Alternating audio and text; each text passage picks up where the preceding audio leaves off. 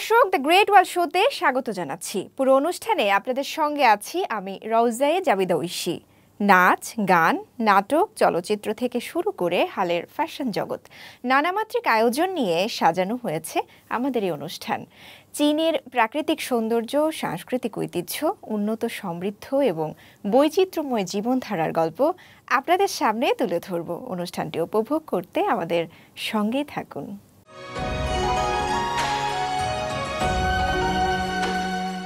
দুই দেশের শিক্ষা ও সাংস্কৃতিক বিনিময় বাড়ানোর লক্ষ্যে চীনের প্রেসিডেন্ট শি জিনপিংয়ের আমন্ত্রণে চলতি বছরের শুরুতে মার্কিন যুক্তরাষ্ট্রের একদল শিক্ষার্থী চীন ভ্রমণ করেন।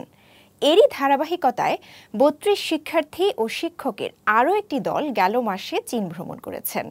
৮ দিনের এই সফরে তারা ঘুরে দেখেন বেইজিং, সাংহাই ও হপেই প্রদেশ। যুক্তরাষ্ট্রের মাস্কাটাইন হাইস্কুল শিক্ষক ও শিক্ষার্থীদের এই চীন ভ্রমণ কেমন ছিল তা থাকছে রিপোর্টে।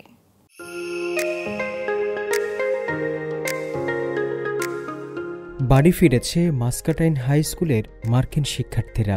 সঙ্গে করে শুধু এক গাদা স্মৃতি আর অভিজ্ঞতা নয়, চীন নিয়ে একটি নতুন ধারণা এবং সাংস্কৃতিক বিনিময়ের উপলব্ধিও নিয়েছে তারা।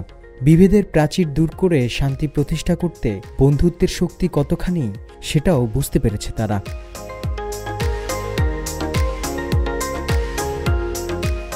১৬ থেকে ২৪ এপ্রিল পর্যন্ত ৩২ জন শিক্ষার্থী চীনের কালচারাল এক্সচেঞ্জ প্রোগ্রামের আওতায় বেইজিং, সাংহাই এবং হপেই ভ্রমণে আসে। চীনের প্রেসিডেন্ট শি জিনপিং গেল বছর সান ফ্রান্সিসকো বৈঠকে ঘোষণা দিয়েছিলেন আগামী ৫ বছরে যুক্তরাষ্ট্র থেকে মোট ৫০,০০০ শিক্ষার্থীকে চীন সফরের আমন্ত্রণ জানানো হবে। সেটারই অংশ হিসেবে চীন ভ্রমণে আসে মার্কিন শিক্ষার্থীরা।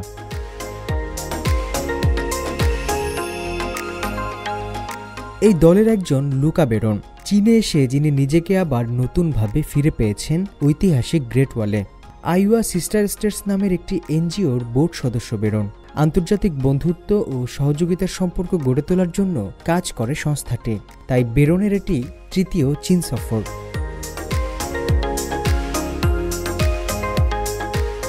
১৯৮৫ সালে প্রেসিডেন্ট শি ছিলেন চীনের কমিউনিস্ট পার্টির হপেই প্রদেশের ছেংতিং কাউন্টির সেক্রেটারি। তখন তিনি যুক্তরাষ্ট্রের আইওয়া রাজ্য সফরে ৫ সদস্যের একটি প্রতিনিধি দলের নেতৃত্ব দেন। বেরোনো ছিলেন সেই দলে। তিনি তখন দলের শিডিউল ঠিক করার কাজ করছিলেন। তিনি উল্লেখ করেন যে আইওয়া রাজ্য এবং হপেই প্রদেশের বন্ধুত্বের ইতিহাস ৪ দশকেরও বেশি আগের। মাস্কাটাইন হাই স্কুল ও Shijiazhuang foreign language school ১ দশকেরও বেশি সময় ধরে একযোগে কাজ করছে।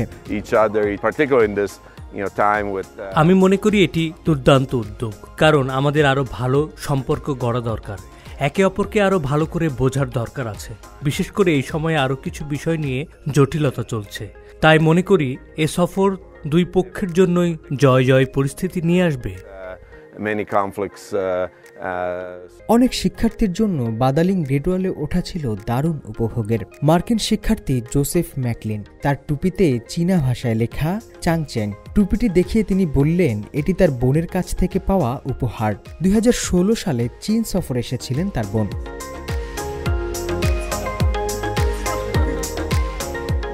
চীনে একটি প্রবাদ আছে, যে ব্যক্তি কখনো গ্রেট ওয়ালে যায়নি সে পুরোপুরি মানুষ হয়ে ওঠেনি। এই কথাই যেন মনে করিয়ে দিচ্ছিলেন ম্যাকলিনি। গর্বের সঙ্গে তিনি একটি সুভিনিয়র দেখিয়ে বললেন এটি তার স্বপ্ন পূরণের প্রমাণ। আমি আমার বোনকে বলবো আমি গ্রেট ওয়ালে গিয়েছি, এখন আমি পরিপূর্ণ মানুষ।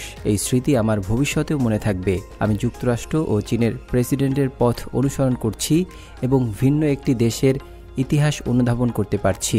ভবিষ্যতে যদি আমি প্রেসিডেন্টের মতো কেউ হই অথবা সরকারের অংশ হই, তখনও গর্ব করে বলতে পারবো যে আমি গ্রেট ওয়ালে হেঁটেছি। আমেরিকা ও চীনের মধ্যে সম্পর্ক মজবুত করতে কাজ করতে চাই আমি।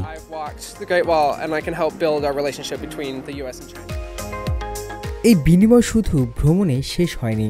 বন্ধুত্বের দূত হয়ে শিক্ষার্থীরা সামাজিক যোগাযোগ মাধ্যমে শেয়ার করেছেন তাদের অভিজ্ঞতা। মাস্কাটাইন হাই স্কুলের প্রিন্সিপাল রায়ান ক্যাসেল মার্কিন যুক্তরাষ্ট্রের চীনা শিক্ষার্থীদের ভালোভাবে সুযোগ দেওয়ার বিষয়টিও ইঙ্গিত দেন। প্রেসিডেন্ট শি মার্কিন শিক্ষার্থীদের আমন্ত্রণ জানানোর ফলে এখন সেই বন্ধুত্ব আবার গড়ে উঠছে। রাজনৈতিক মতপার্থক্যের বিষয়ে আমাদের জনগণের মধ্যে বিভেদ করা উচিত নয়। আমি মনে করি চীন ও যুক্তরাষ্ট্রের মধ্যে সংযোগ গড়ে তুলতে আমাদেরও কিছু করা দরকার।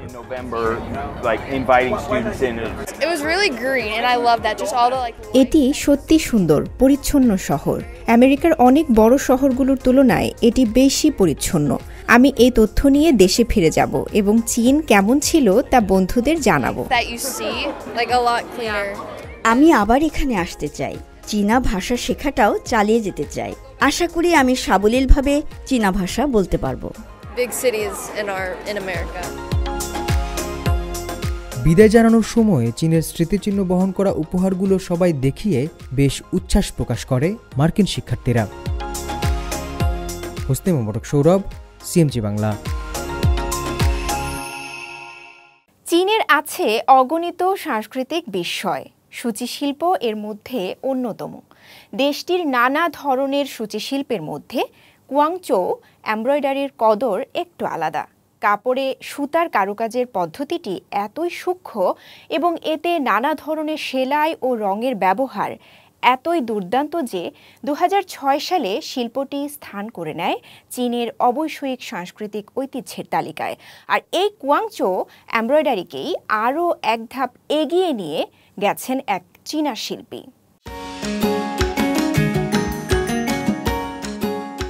চীনে আছে 4 ধরনের সূচিশিল্প। এর মধ্যে একটি হলো ক্যান্টোনিজ এমব্রয়ডারি, আর সেই ক্যান্টোনিজ ধারার সূচিশিল্পের একটি অংশ হলো কুয়াংচৌ এমব্রয়ডারি। 618 থেকে 907 খ্রিস্টাব্দে থাং সাম্রাজ্যের সময় এই সূচিশিল্পের সূচনা হয়। 1000 বছরেরও বেশি পুরনো জটিল ঘরানার শিল্পটি এখনও টিকে আছে সাড়ম্বরে।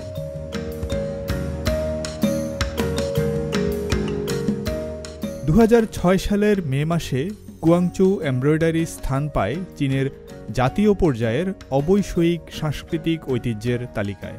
30 ধরনের সেলাই আছে কুয়াংচৌ এমব্রয়ডারিতে। আছে জটিল সব কারুকাজের খেলা, উজ্জ্বল রং ও নানা ধরনের জীবন্ত সব ছবি ফুটিয়ে তোলার কাজ।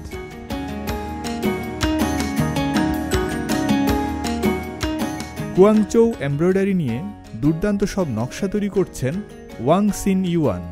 বেশ কয়েক বছর ধরেই বিশেষ এ শিল্পকর্মকে নিজের মতো করে ব্যবহার করে ওয়াং তৈরি করছেন দারুণ সব চিত্রকর্ম। ওয়াং তার এমব্রয়ডারিতে এমন সব কৌশল খাটাচ্ছেন যা সচরাচর ব্যবহার করা হয় তেলচিত্র বা ঐতিহ্যবাহী চীনা পেইন্টিং তৈরিতে। তবে চিত্রকর্মের উপকরণ হিসেবে ফুল, পাখি বা প্রকৃতি নয়, ওয়াং বেছে নিয়েছেন প্রাচীন চীনে ব্যবহৃত ব্রোঞ্জের তৈজসপত্র, বিখ্যাত সব চিত্রকর্ম ও পোর্ট্রেটগুলোকে। টানা 3 মাস ধরে আমি প্রায় প্রতিদিনই জাদুঘরে গিয়ে ব্রোঞ্জের জিনিসপত্র দেখেছি। ওই তৈজসপত্রের গায়ে যে মরিচা পড়া দাগ দেখা যায় সেটা এক ধরনের পরিবর্তনের অনুভূতি দেয়। আমি ভাবতাম কি করে এমব্রয়ডারিতে আমি এটা তুলে আনতে পারবো। পরে প্রায় 1176টি রঙের সুতা তৈরি করে সেটা ফুটিয়ে তুলতে পেরেছি। আর এমন পরিশ্রমের ফলও পেয়েছেন ওয়াং। তার এই শিল্পকর্ম তাকে এনে দিয়েছে স্বর্ণপদক ও জাতীয় পর্যায়ের সম্মাননা। ওয়াং সূচিশিল্পে আগ্রহী হয়েছিলেন তার মা বাবার দেখাদেখি। মাত্র 13 বছর বয়সেই তিনি এমব্রয়ডারিতে হাত পাকান। পরে 2001 সালে কুয়াংতংয়ের একটি ক্যান্টোনিজ এমব্রয়ডারি ইনস্টিটিউট থেকে প্রশিক্ষণ নেন কুয়াংচৌ এমব্রয়ডারির ওপর।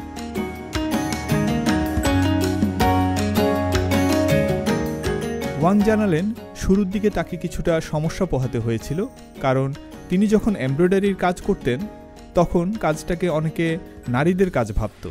নানা জনের নানা কথাই বলতে গেলে ভেঙেই পড়েছিলেন ওয়াং। তবে একদিন এক ক্রেতার কারণেই মোড় ঘুরে যায় তার জীবনে। ওই ক্রেতা অন্যদের মতো আমাকে অস্বাভাবিক ভাবেননি। তার দৃষ্টিতে ছিল দারুণ শ্রদ্ধা আর প্রশংসা। তিনি একসঙ্গে আমার 3টি শিল্পকর্ম কেনেন, আর এতেই আমার আত্মবিশ্বাস বেড়েছিল। ওয়াং তার এই শিল্পটিকে চীনের 10টিরও বেশি স্কুলে নিয়ে গেছেন। সেখানকার শিক্ষার্থীদের কুয়াংচৌ এমব্রয়ডারি শেখাচ্ছেন তিনি। বিভিন্ন গ্রামীণ এলাকায় অনেককে হাতে কলমে প্রশিক্ষণও দিচ্ছেন ওয়াং।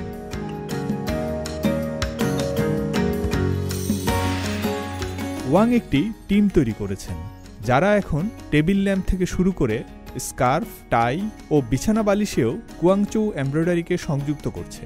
চীনা এই ঐতিহ্যের প্রচারে ওয়াং সিন ইউয়ান ব্যবহার করছেন ই-কমার্স ও লাইভ স্ট্রিমিংয়ের মতো প্রযুক্তি।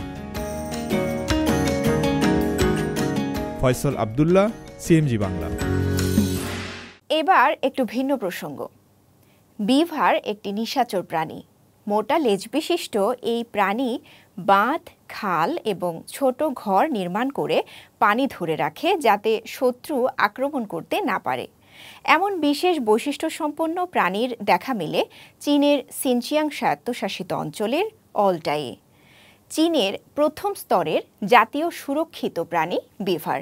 এই বিভার নিয়ে বিস্তারিত জানাচ্ছেন আমাদের বেইজিংয়ের সহকর্মী ওয়াং হাইমান উর্মি এবং সহযোগিতায় ছিলেন ছাই ইউয়ে মুক্তা।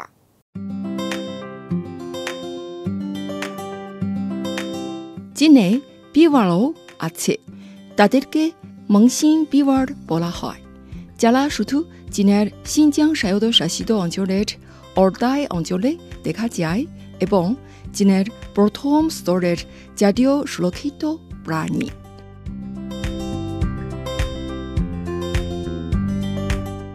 ছু ওয়েনওয়েন বলেন, তিনি সত্যিই অনুভব করেন যে বনের প্রতিটি বন্য প্রাণী তার সন্তান। তবে সবগুলো নিজের সন্তান মনে হয় না, শুধু বিভারকে তার নিজের সন্তান মনে হয়, বাকিগুলো না। ইন্টারনেট ব্যবহারকারী ছু ওয়েনওয়েনকে সবাই একটা নাম দিয়েছেন, তা হল মহিলা সংস্করণের থাই পলপট।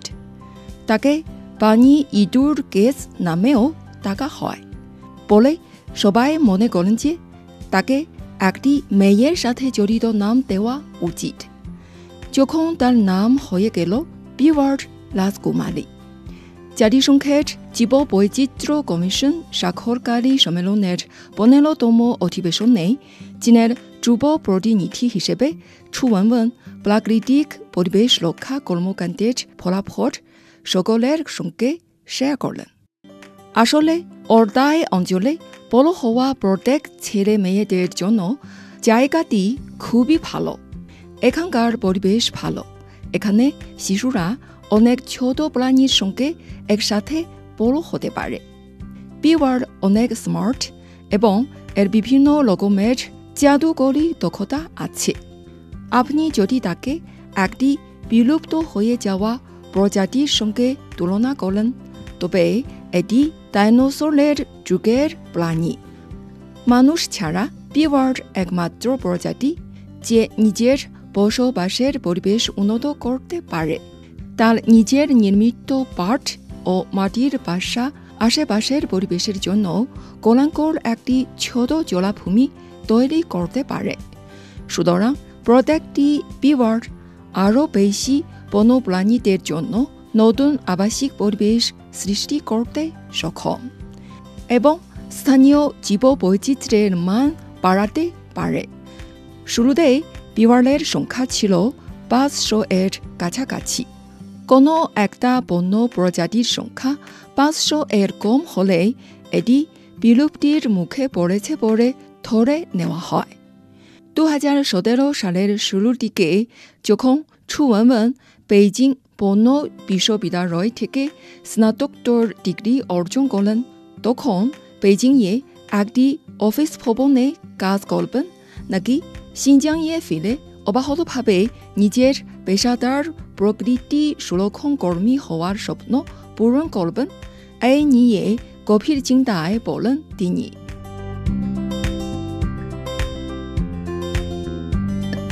বাসস্থান বিভারের জন্য খুব গুরুত্বপূর্ণ জিনিস। সমৃদ্ধ খাবারে পূর্ণ এলাকায় হতে পারে বিভারের জন্য উপযুক্ত বাসস্থান। তবে বিভারের খাবারের প্রধান উৎস হল ক্রমশ ছোট হতে থাকা উইলুর ঝোপ। বিগত 4 বছরে চীনে 10 লাখ যুবক, যারা সবাই 1990 সালের বোর্ড জন্মগ্রহণ করেন, সিনজিয়াংয়ের অলটাই অঞ্চলের প্রকৃতি সুরক্ষা কাজে অংশ নিয়েছেন। তারা 4,10,000 উইলুর চারা রোপণ করেছেন। 190টি পশুপালক পরিবারের সদস্য প্রকৃতির তোহর ও রক্ষাকর্মী হয়ে উঠেছেন।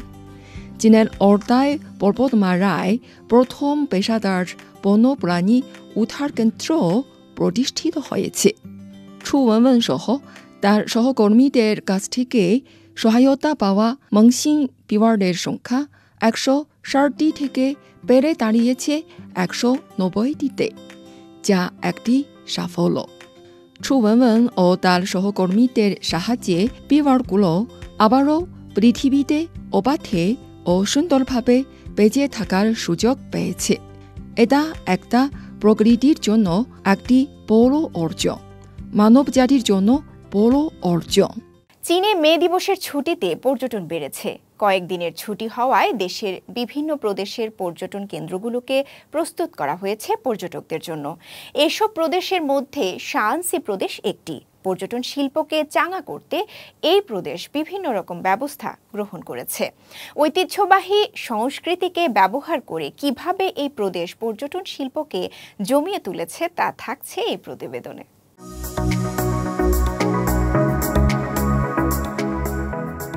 মহান মে দিবসের ছুটির সঙ্গে সপ্তাহান্তের ছুটি মিলিয়ে টানা 5 দিনের ছুটি উদযাপন করছেন চীনের জনগণ। এই ছুটিকে নানাভাবে উপভোগ করছেন চীনের মানুষ। ভ্রমণপ্রিয় চাইনিজরা এ সময় বেড়াচ্ছেন নানা স্থানে। ঐতিহ্যবাহী সংস্কৃতিকে ব্যবহার করে পর্যটন শিল্পকে এই সময় জমিয়ে তুলেছে শানসি প্রদেশ।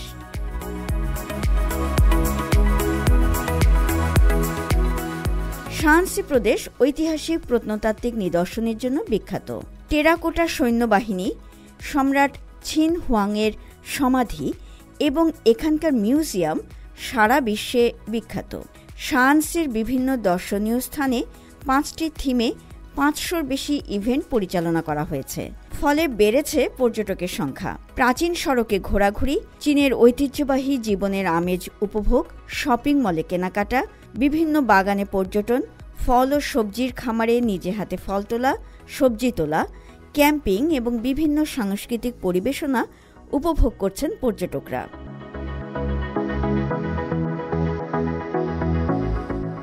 শানসির প্রাদেশিক রাজধানী সিয়ানের রয়েছে 3100 বছরের সমৃদ্ধ ইতিহাস।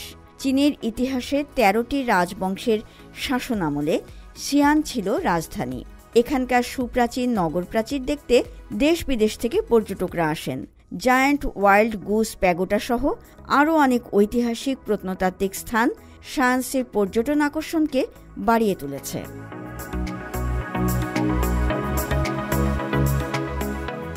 শানসির মতো চীনের অন্যান্য প্রদেশেও মে দিবসে ছুটিতে চলছে নানা রকম পর্যটন আকর্ষণ। ফ্লাওয়ার ট্যুরিজম বা ফুলের শোভা দেখার জন্য বিশেষভাবে পর্যটন করছেন ভ্রমণপ্রিয় চীনারা। টিউলিপ ফুলের সৌন্দর্য উপভোগের জন্য মে দিবসের ছুটিতে বিভিন্ন পার্ক ও ফুলের বাগানে যাচ্ছেন তারা।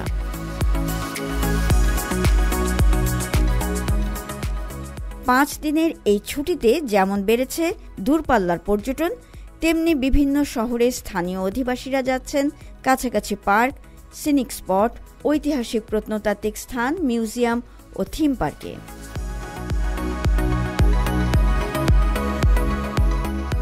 পর্যটন শিল্পকে চাঙা করতে এবছর চীনে সাংস্কৃতিক পর্যটনকে গুরুত্ব দেওয়া হয়েছে। ফলে বিভিন্ন স্থানে সাংস্কৃতিক অনুষ্ঠানেরও আয়োজন ছিল। ঐতিহ্যবাহী পোশাকের সাংস্কৃতিক পরিবেশনা দেখা গেছে বিভিন্ন প্রদেশ ও অঞ্চলে। ঘোড়ায় চড়া, মন্দির মেলা, বিভিন্ন জাতিগোষ্ঠীর বিশেষ সাংস্কৃতিক পরিবেশনা, অপেরা ইত্যাদি উপভোগ করেছেন পর্যটকরা। বিশেষ করে ফুলের বাগানগুলোতেই উপচে পড়া ভিড় লক্ষ্য করা গেছে। এভাবে ছুটি উপভোগে মেতে উঠেছে চীনের মানুষ। শান্তা মারিয়া, সিএমজি বাংলা। পর্দা নামল 14তম বেইজিং আন্তর্জাতিক চলচ্চিত্র উৎসবের মূল আকর্ষণ থিয়ানথান পুরস্কার ঘোষণার মধ্য দিয়ে শেষ হয় এবারের আসর। এদিকে দক্ষিণ পশ্চিম চীনের ইউনান প্রদেশের তালিতে জাতিগত উৎসবে স্থানীয় পর্যটন চাঙ্গা হয়ে উঠেছে। শতাব্দী প্রাচীন সান ইউয়ে চিয়ে উৎসবে ঘোড়দৌড় সহ ঐতিহ্যবাহী সাংস্কৃতিক পরিবেশনা পর্যটকদের মুগ্ধ করে। থিয়ানথান পুরস্কার বিজয়ীদের নাম ঘোষণার মধ্য দিয়ে পর্দা নামল ১৪তম বেইজিং আন্তর্জাতিক চলচ্চিত্র উৎসবের। গেল সপ্তাহে সমাপনী আয়োজনে মর্যাদাপূর্ণ ১০টি থিয়ানথান পুরস্কার ঘোষণা করা হয়। এই বছর সিনেমার বৈশ্বিক বৈচিত্র্যটাই তুলে ধরে থিয়ানথান অ্যাওয়ার্ড। বিভিন্ন জনরা এবং থিমকে ঘিরে ১১৮টি দেশ এবং অঞ্চল থেকে ১৫০৯টি সিনেমা সুযোগ পায় এবারের আয়োজনে। এত বেশি সিনেমা এর আগে এই উৎসবে আর দেখা যায়নি।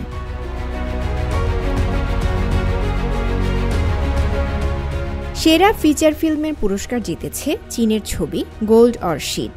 প্রবীণ অভিনেতা ফান ওয়ে অভিনীত চীনা চলচ্চিত্র স্ট্রেঞ্জার্স ওয়েন উই মিট এর জন্য সেরা অভিনেতার পুরস্কার পেয়েছেন।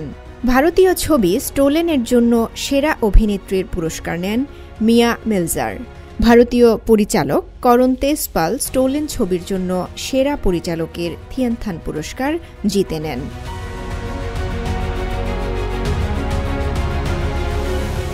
এই বছর চীন এবং ফ্রান্সের মধ্যে কূটনৈতিক সম্পর্কের ৬০তম বার্ষিকী উপলক্ষে ১৮ থেকে ২৬ এপ্রিল বেইজিংয়ে একটি ফরাসি চলচ্চিত্র সপ্তাহ অনুষ্ঠিত হয়। এ সময় বেইজিংয়ের একাধিক সিনেমা হলে ৩০টি ভিন্ন ফরাসি চলচ্চিত্র প্রদর্শিত হয়।